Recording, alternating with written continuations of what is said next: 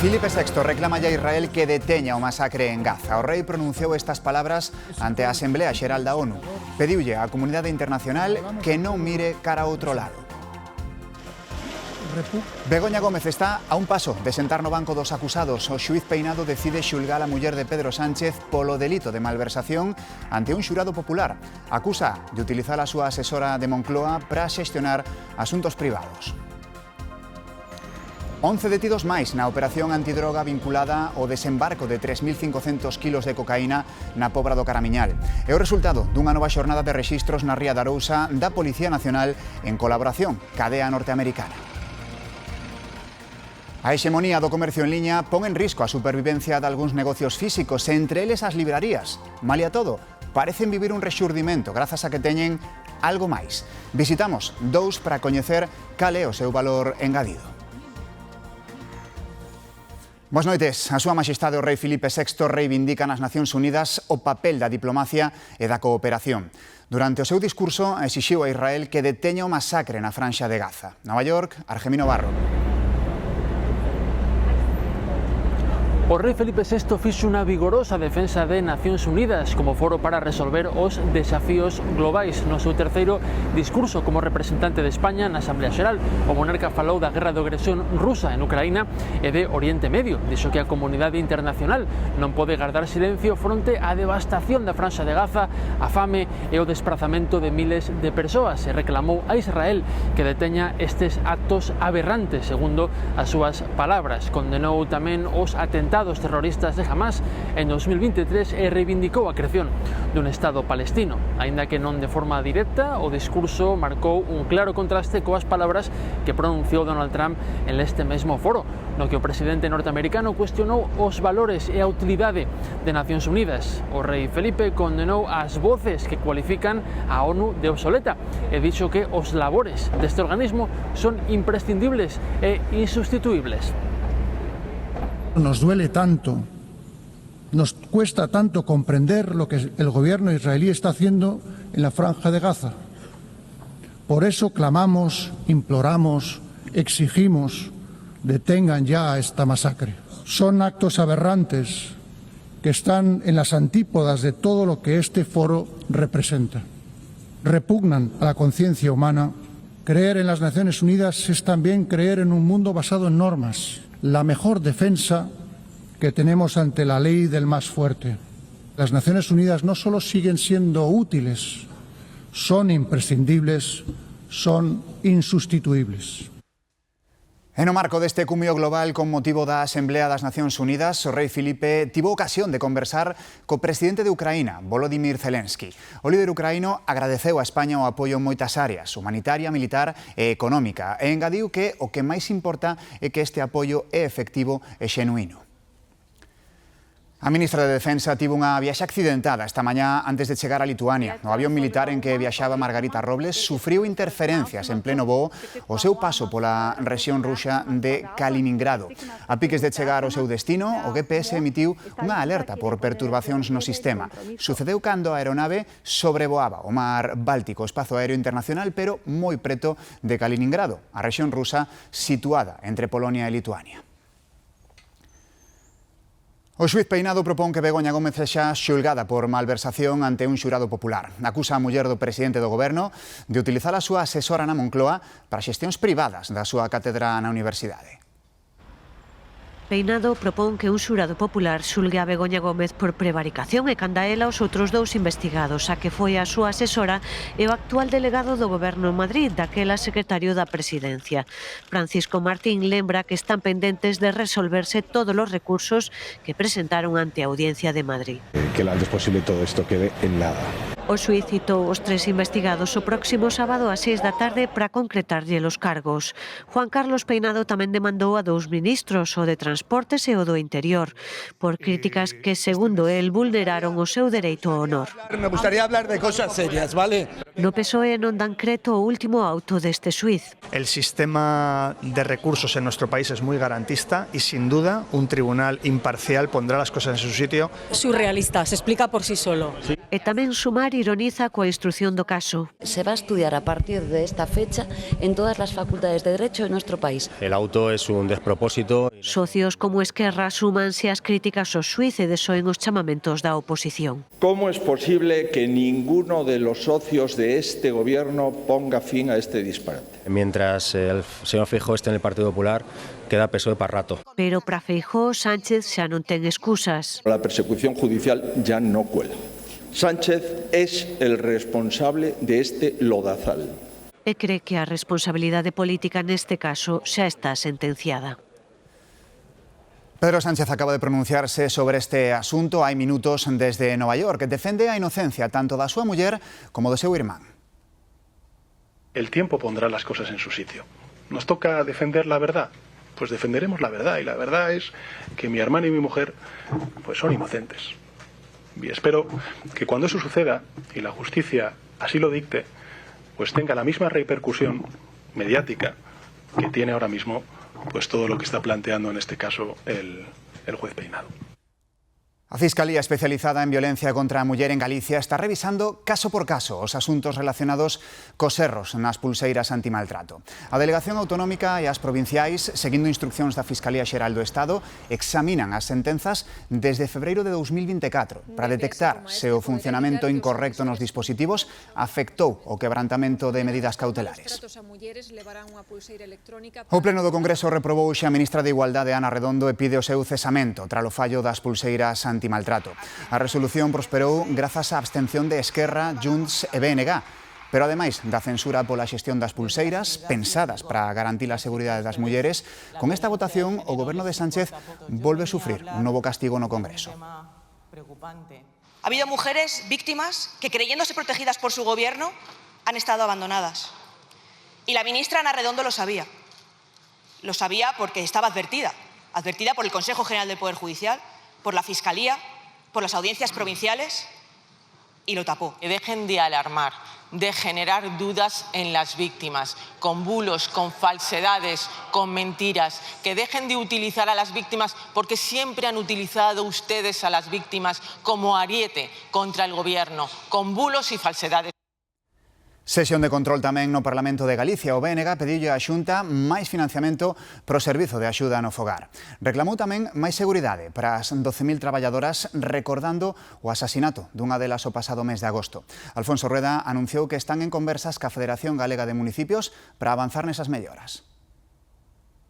Teresa tiña 45 anos e foi asasinada mentres prestaba un servizo público.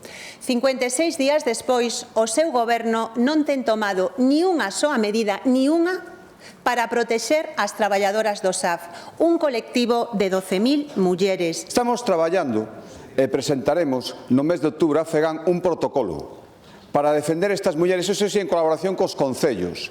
Espero que os do bloque se animen a colaborar. Fala de propostas, eu fagolle outra. Diga hoxe públicamente que se o Goberno Central non nos paga os 2.500 millóns que nos debe para servicios sociais, vostede non vai apoiar os orzamentos en ningún caso. Se fai eso, eu empezarei a creela. Unha sesión na Cámara Galega marcada pola decisión do Goberno de excluir a provincia de Lugo da planificación enerxética para os próximos 5 anos. Xesús.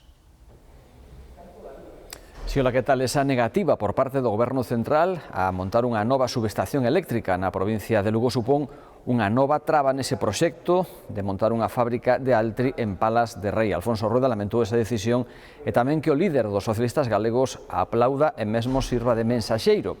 Pola súa parte, Gómez Besteiro criticou nesta sesión de control o que chamou falta de política industrial da Xunta precisamente nesa provincia, a de Lugo. Moitas propostas para a provincia de Lugo.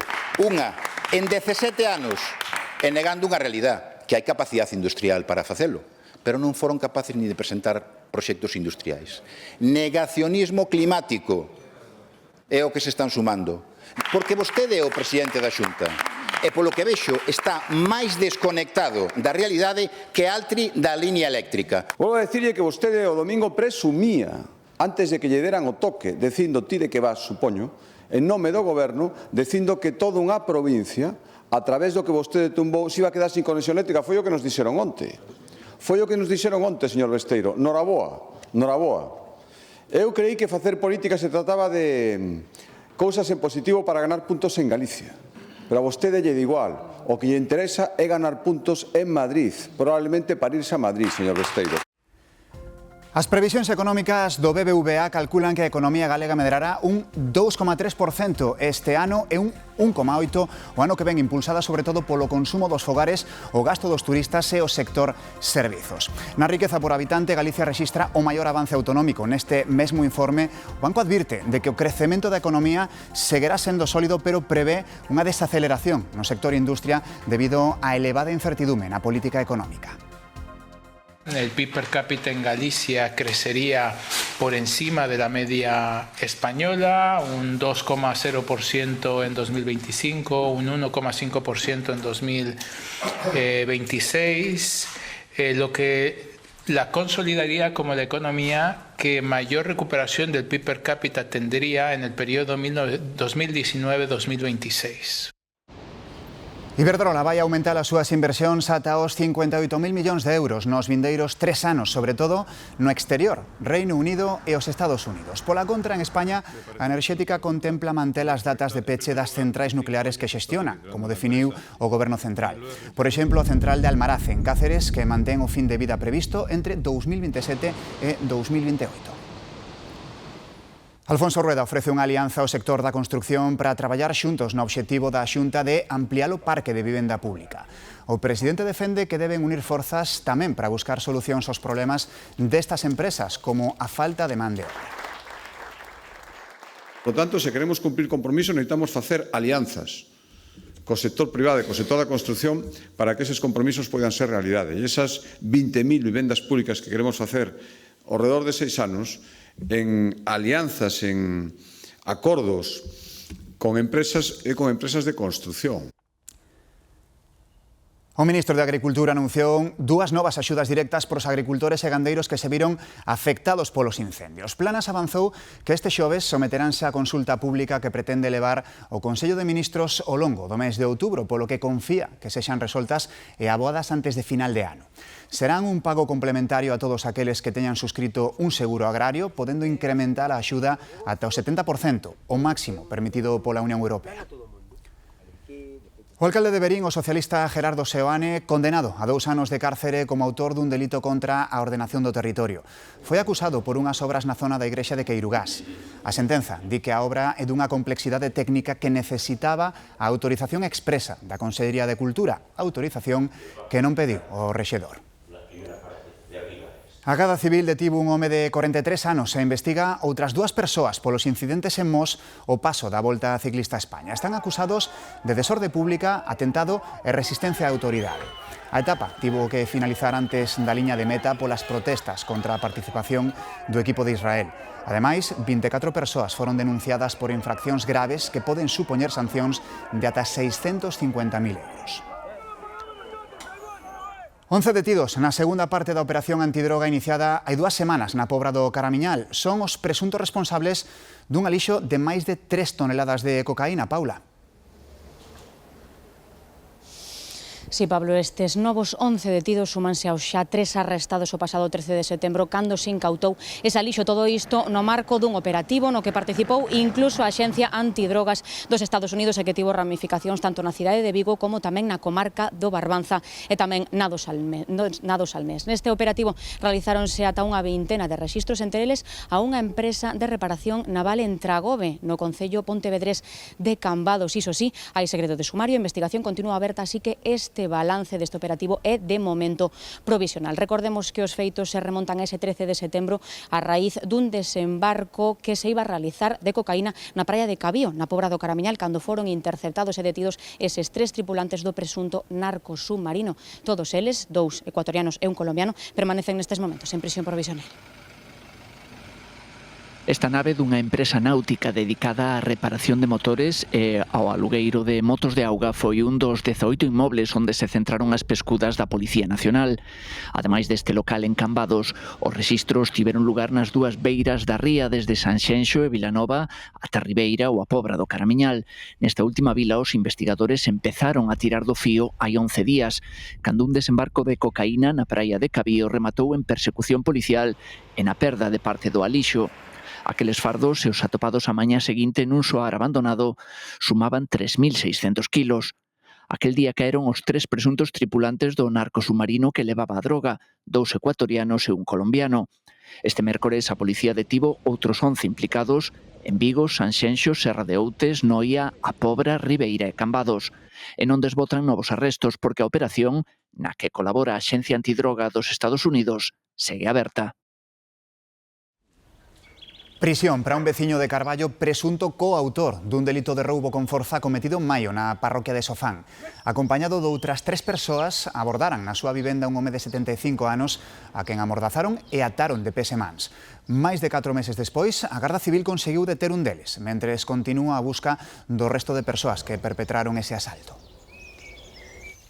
E a Garda Civil detivo en Ribadeo un mozo como presunto autor de 6 incendios en coches e varios roubos. Trátase dun rapaz de 19 anos o que sorprenderon no momento en que lle estaba prendendo lume a un coche e trataba de levar varios obxetos do interior.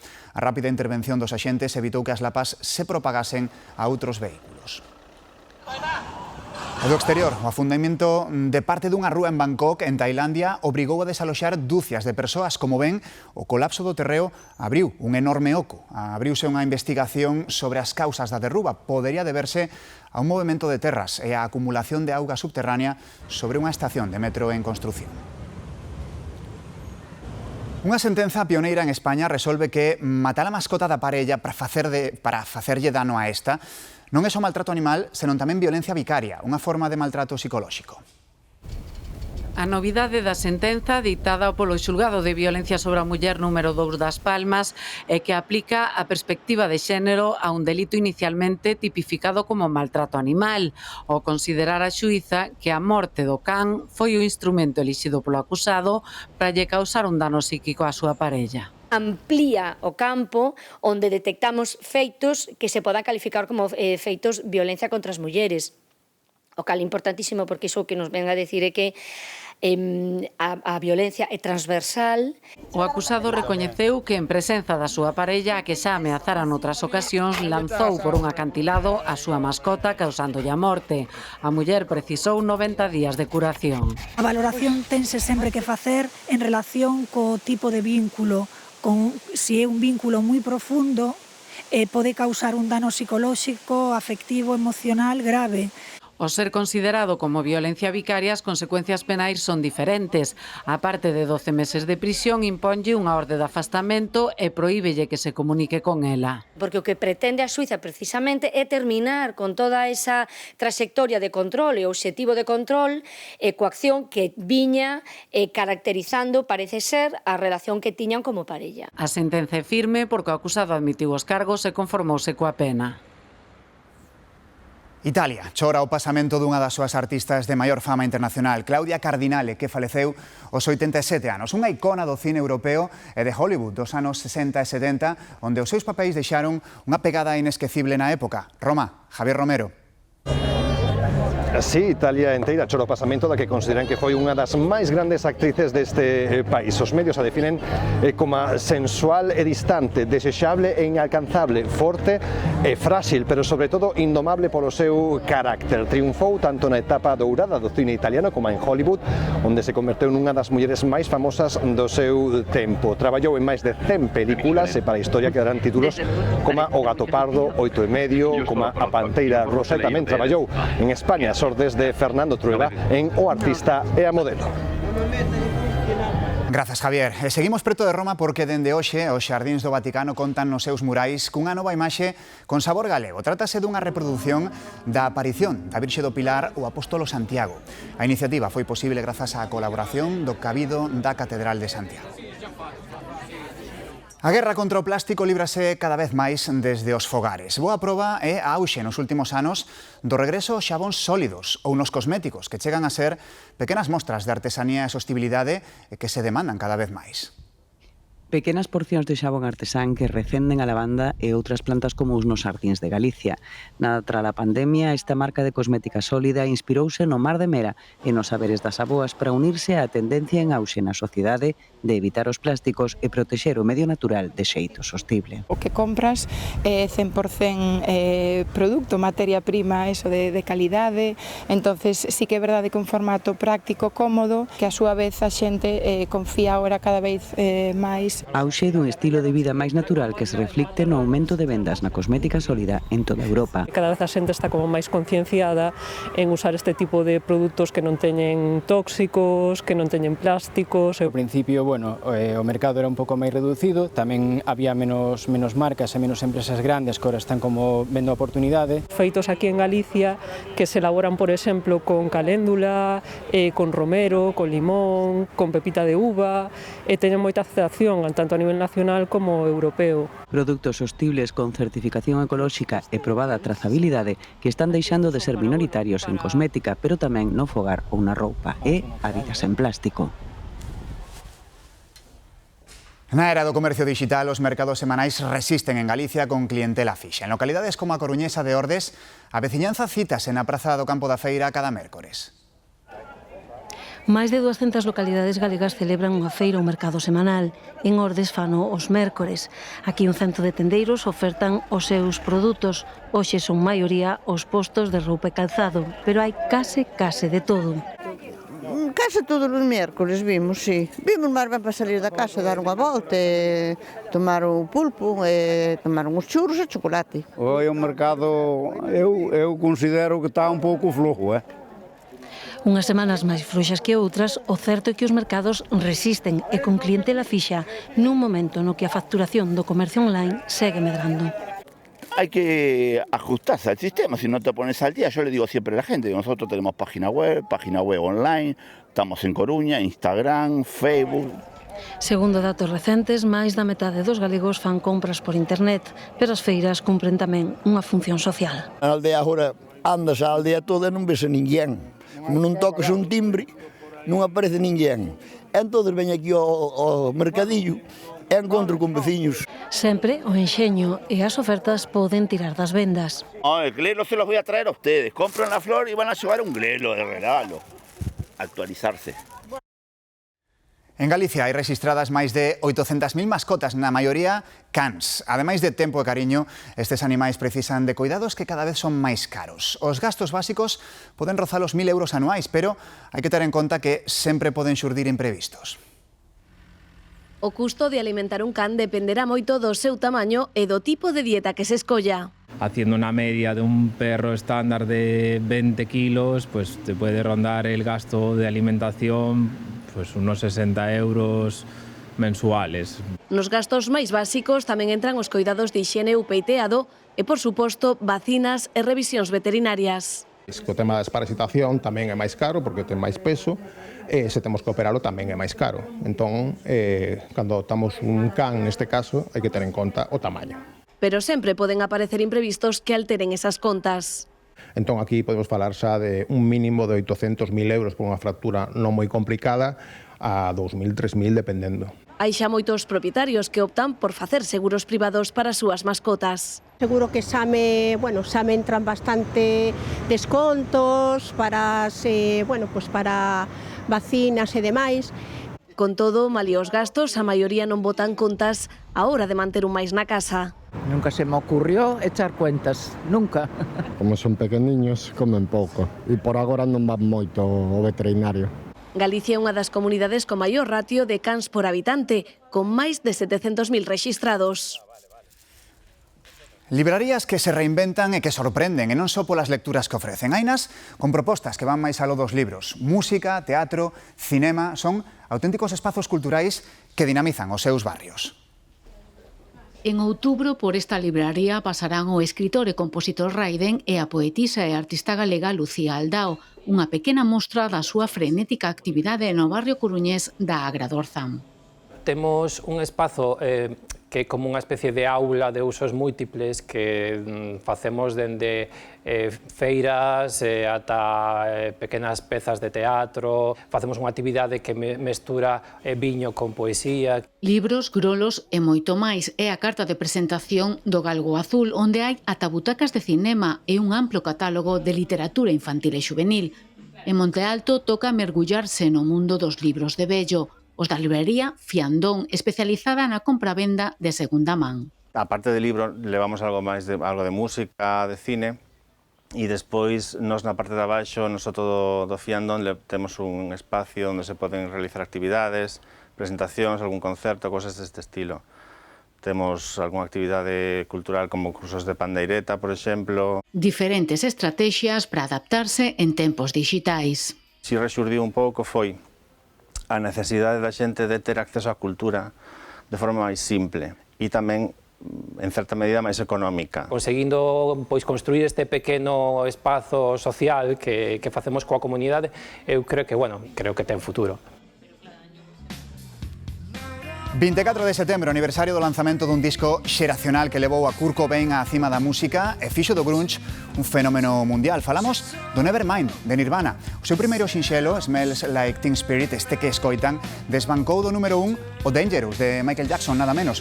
Un dos discos máis influentes da historia, cunha das portadas máis icónicas e máis polémicas. O neno que sae na foto demandou a Nirvana 20 anos despois da publicación do disco por pornografía infantil. Unha demanda que foi desestimada. Feliz noite. Ata mañá.